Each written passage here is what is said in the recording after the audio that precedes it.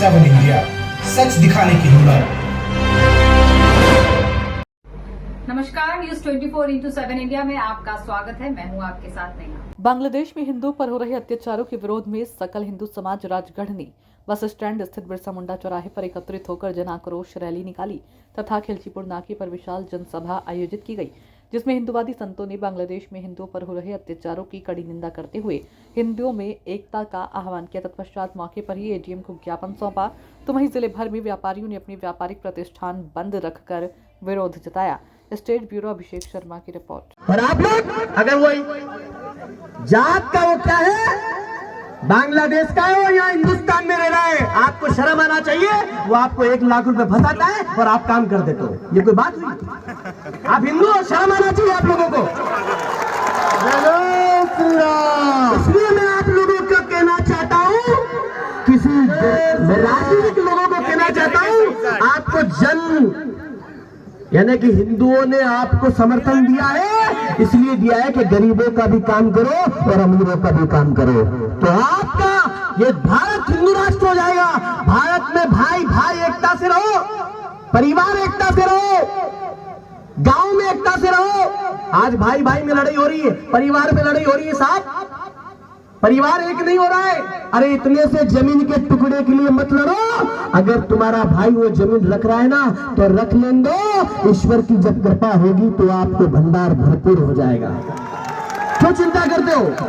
अरे वो हनुमान जी से प्रार्थना करो कि बांग्लादेश में अपने हिंदुओं के साथ जो गलत हुआ है उन हिंदुओं को बचाने के लिए आप सब लोग आज आवेदन दोगे और आक्रोश करो कि अगर वहां का कानून उनका सपोर्ट करता है तो मैं आप लोगों से कहना चाहता हूं वहां का कानून भी उनका सपोर्ट करता है, संख्या ज्यादा है, वोट बैंक ज्यादा है, कानून उनका सपोर्ट करता है, अधिकारी उनके सपोर्ट करते हैं, तो हमारे हिंदू क्या करेंगे?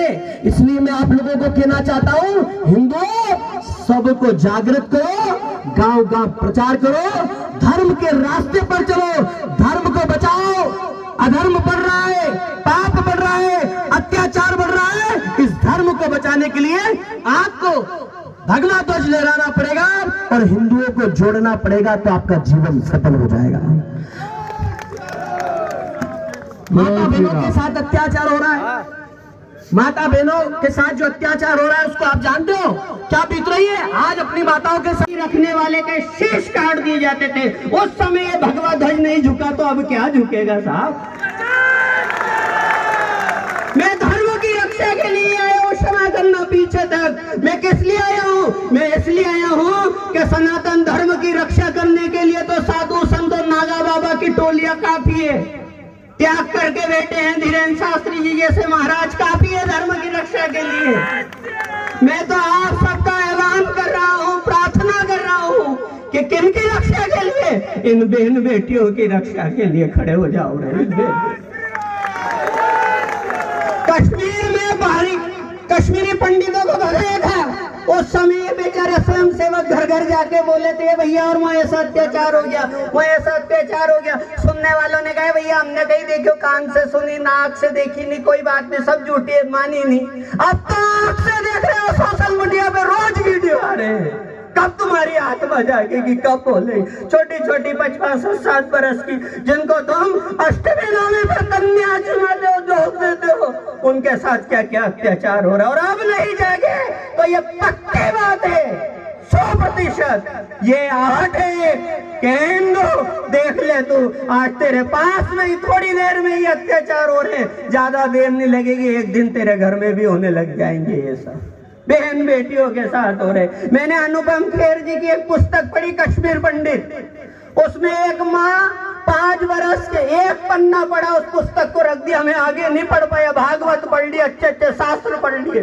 सीता का करुणा दृश्य पढ़ लिया, द्रौपदी का पढ़ लिया, पर वो कश्मीर पंडित में लिखी गई एक पुस्तक का एक पन्ना पढ़ के मुझसे नहीं पढ़ाया, रखा दिया। उसका एक विश्लेषण रख रहा हूँ बस आपके सामने, इसी से समझ जाना हमारा कितना दर्द है।